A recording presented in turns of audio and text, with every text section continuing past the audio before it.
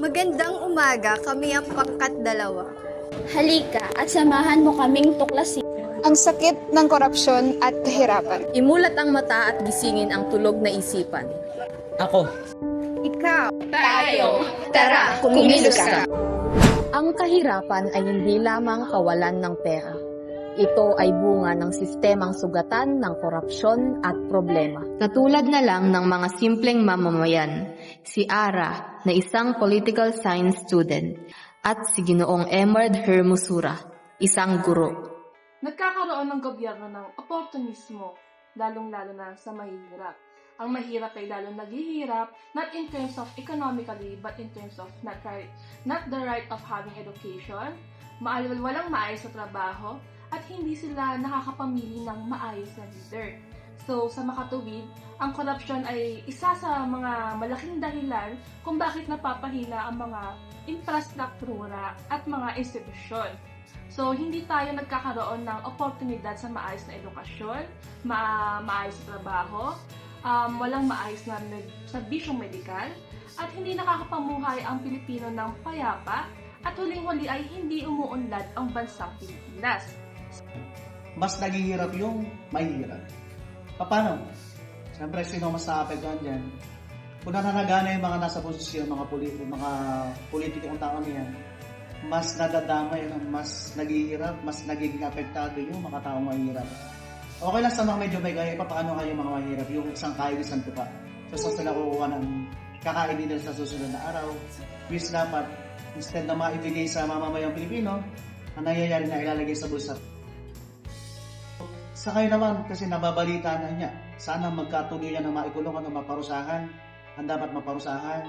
O sino naman yung mga tao na involved sa korupsyon. Kasi ang hirap na natotolerate yung ganito. Kasi kapag tumagal ng tumagal yan, ibig sabihin, mas magiging talamak ang kahirapan dito sa ating bansa. At bilang guro, siguro mas mainam na yung mga estudyante, sa edad nila sa ngayon, turuan sila na kung sila maipapasok sa pagiging isang tao na mamumulitika, dapat at least sa maliit na bagay, doon pa lang mas magkaroon na sila ng disiplina.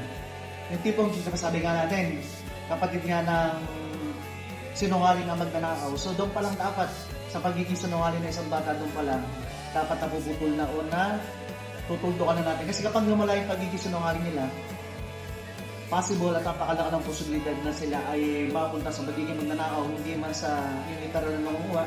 Pero paano kapag dumating yung punto na sila ay mapabilang sa mga namumuno? So madali para sa kanila na magnakaw, madali para sa kanila na magsunungaling. Sa bawat bukang liwayway sa kalangitan, may pamilyang muling haharap sa gutom at kakulangan.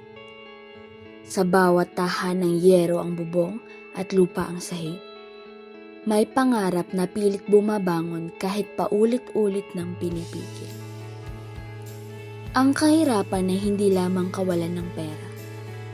Ito ay bunga rin ng sistemang sugatan ng korupsyon at problema.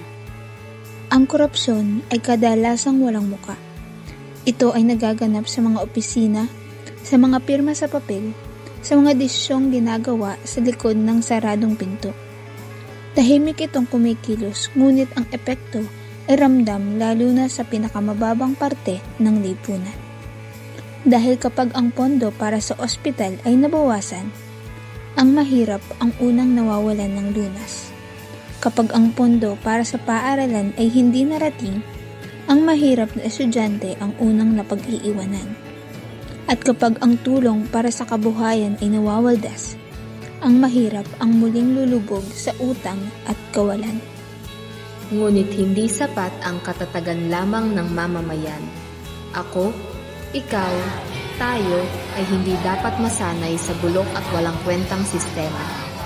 Lumaban tayo at makialam pagkat hindi lamang ito laban ng salat, ito ay laban ng buong lipunan.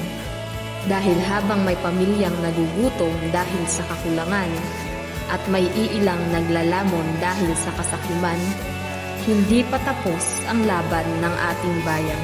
Ang kahirapan ay hindi natural na kapalaran. At ang korupsyon ay hindi dapat pagtiisan.